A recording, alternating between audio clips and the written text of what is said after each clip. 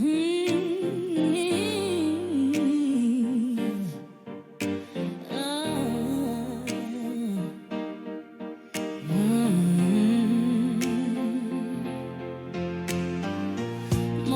sun greets me.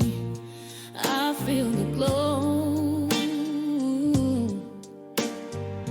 I'm the captain. I'm the flow.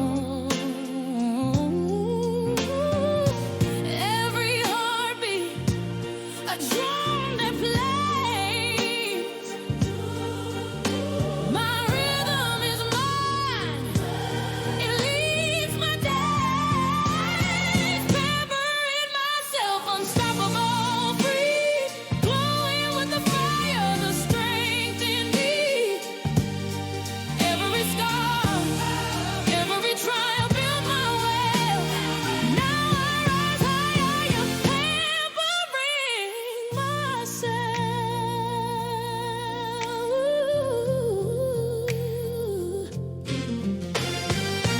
Mirror's reflection, I see a queen.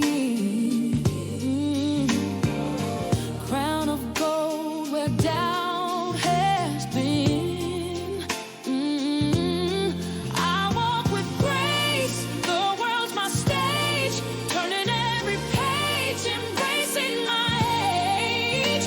No chains, no ties, only open skies.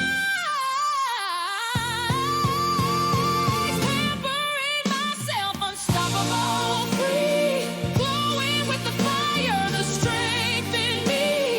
Every sky, every trial built my way. I rise higher, now I rise higher, pampering myself. The storms try to break me. Here I stand, roots deep unshaken. Claim this land. Every tear was a diamond. Every cry a song. I'm pampering myself where I belong.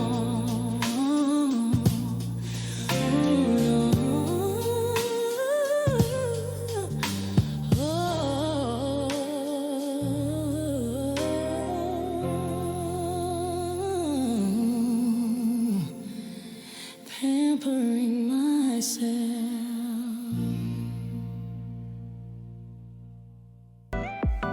Hello, hello, hello, and welcome back to the Pampering Myself podcast. Thank you for tuning in to my returning guests who were rocking with me over the last couple of years, and to those who have found this channel, I welcome you all. And Happy New Year's! Yes, I do know we are 4 weeks into January, but this is our first 2026 episode. And I have a question for you. Have you ever looked at your life and thought, everything is going smoothly, everything is fine, but why doesn't it feel that way? That's an honest question. Some women do experience that. Well, in this episode, we're slowing everything down and having an honest conversation about alignment. What it really means, how it feels when it's missing, and why feeling tired or restless doesn't mean something is wrong. This isn't about fixing yourself or reinventing your life. No, this isn't about those New Year's resolutions. It's about reorganizing when your spirit has outgrown the way you've been living and learning how to come back to yourself with compassion instead of pressure. So if you've been carrying a lot, questioning quietly, or craving a deeper sense of peace, this episode is your invitation to pause, breathe, and realign. So let's take a moment right here and take in a deep breath. We're going to inhale through our nose, and then we're going to exhale out of our mouth. We're We're going to do that twice. Let's go. I'm watching you. Inhale, hold it, and slowly exhale. We're going to do it again. Inhale and slowly exhale. Now, didn't that feel good? Not the rush kind that we do between tasks, but the kind that signals to your body that it's safe to pause. That feels better, like you released. Because if you're here listening to this, there's a good chance you've been carrying more than your fair share. Let's be honest.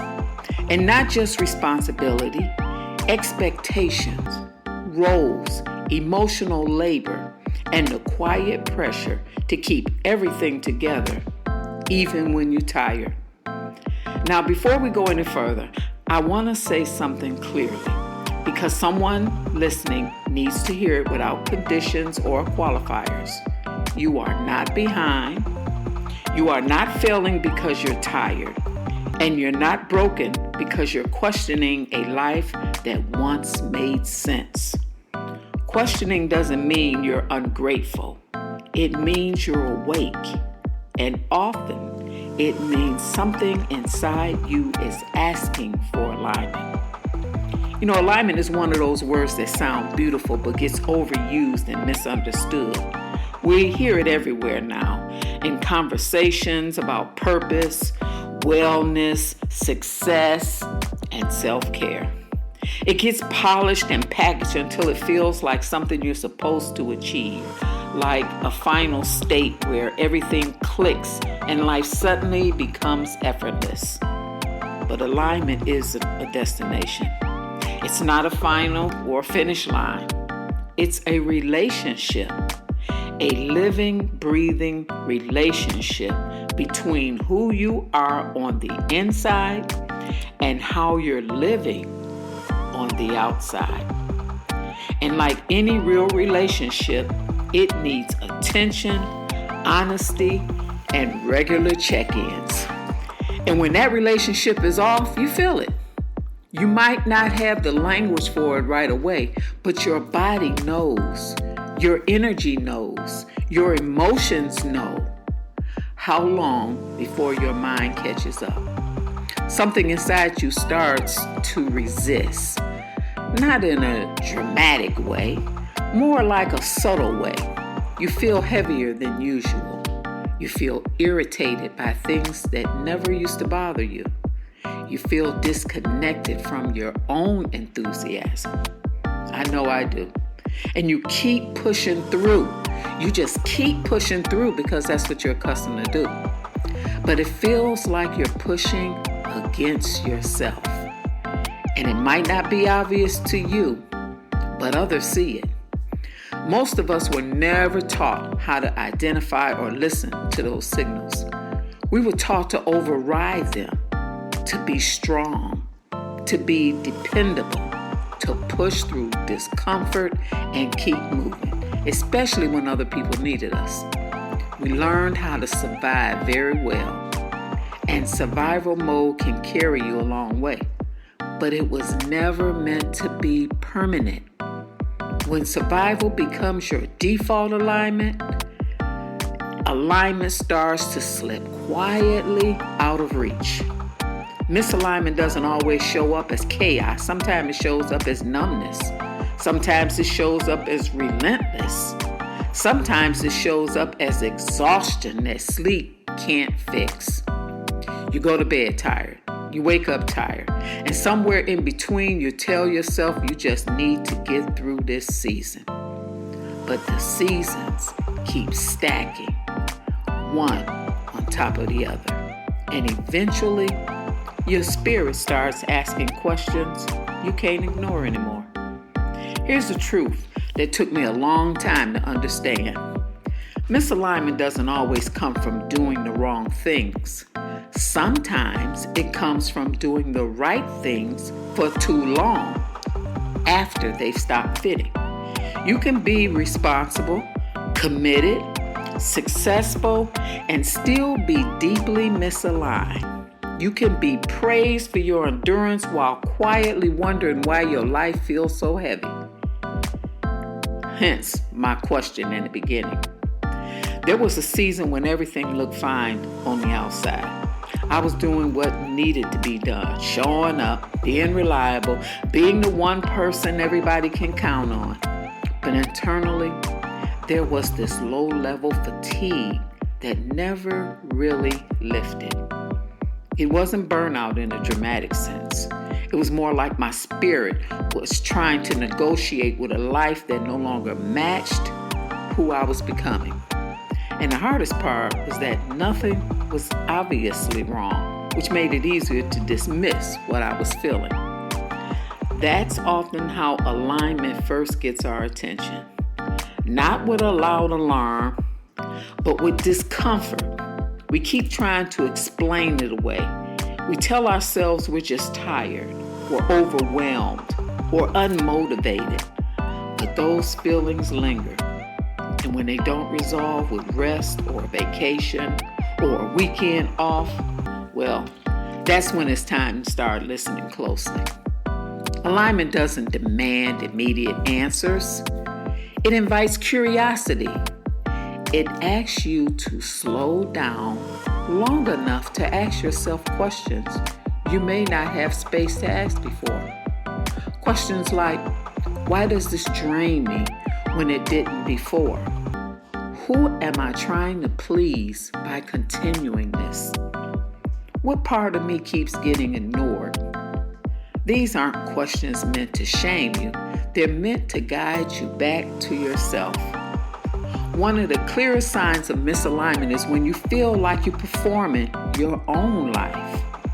Smiling through things that felt heavy, saying yes when your body quietly says no, and explaining yourself over and over again because deep down, you're not convinced either. When you find yourself rehearsing justifications in your head before making a decision, that's often a signal that something is off. You see, alignment brings clarity, not necessarily ease clarity. And clarity changes how you move. When something is aligned, you don't need constant reassurance to sustain it. You don't need to convince anyone or everyone around you. There's a grounded knowing beneath it.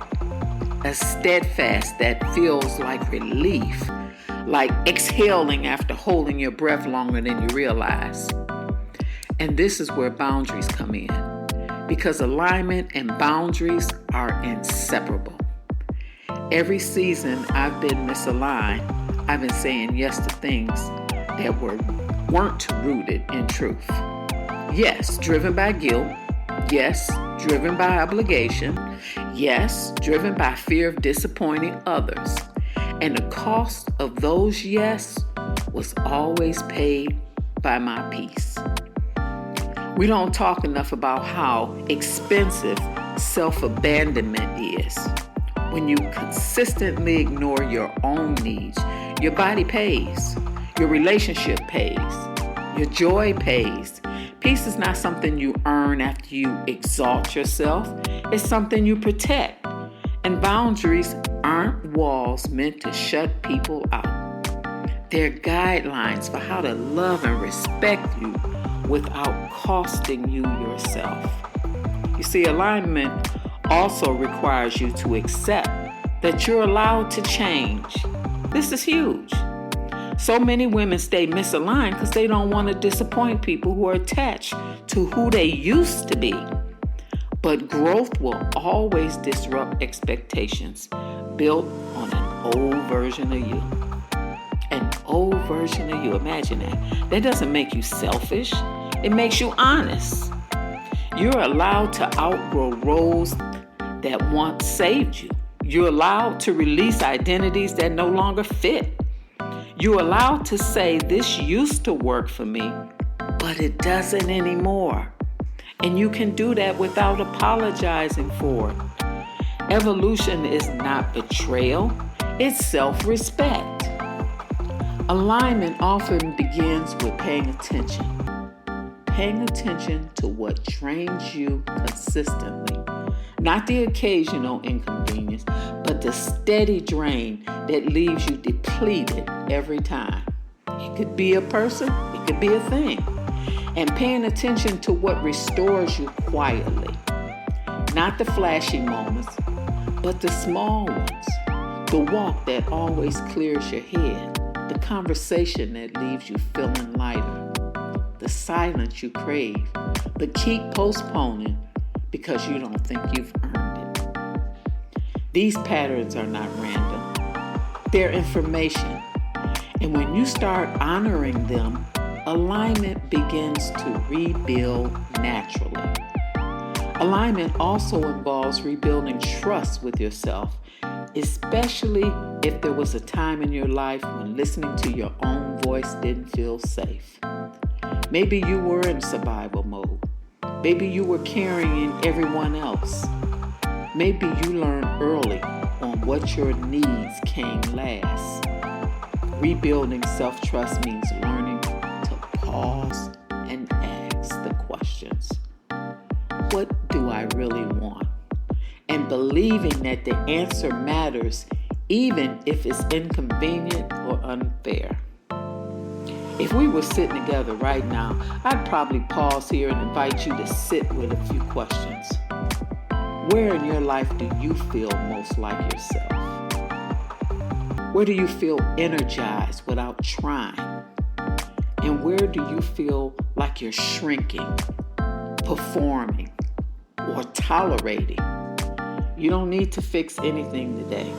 Awareness alone can begin to shift things in a powerful way.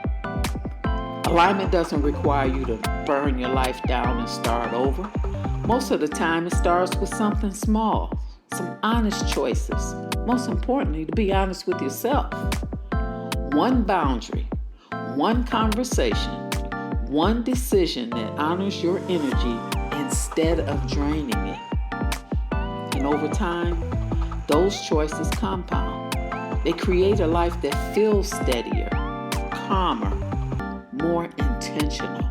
A life you don't consistently need to recover from. And here's what I really want you to hear as we close this first conversation together. Alignment isn't about becoming someone new. It's about coming home to yourself. About creating a life where you don't have to leave parts of yourself behind just to function. About choosing honesty over performance, clarity over chaos, and peace over proving. This podcast is going to be a space for those kinds of conversations. Real ones, grounded ones. Conversations about self-preservation, boundaries, rest, alignment, and learning how to trust yourself again. Not because you're giving up on life, but because you're choosing to live it with intention and compassion. So here's my invitation to you. As you move through the days ahead, notice where your life feels heavy and where it feels light. Notice what you're forcing and what's flowing. And before you add anything new to your plate, ask yourself one simple question. Does this align with the life I want to feel? So I want to leave you with a quote that always brings me back to center when I start questioning myself or feeling pulled in too many directions, because we can easily be pulled. It's from Howard Thurman, and it goes like this. Don't ask what the world needs. Ask what makes you come alive and go do it. Because what the world needs is people who have come alive. And here's the part I want you to carry with you.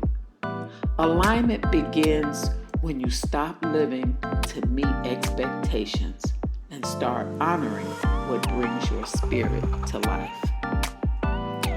If this episode resonates with you, I invite you to stay connected. Subscribe so you don't miss future conversations. And if you feel moved to, Leave a review so this space can reach the women who need it most. Share this episode with someone who might be quietly questioning themselves. And above all, be gentle with yourself as you realign. This isn't about perfection. It's about honesty. And until next time, don't forget to pamper yourself.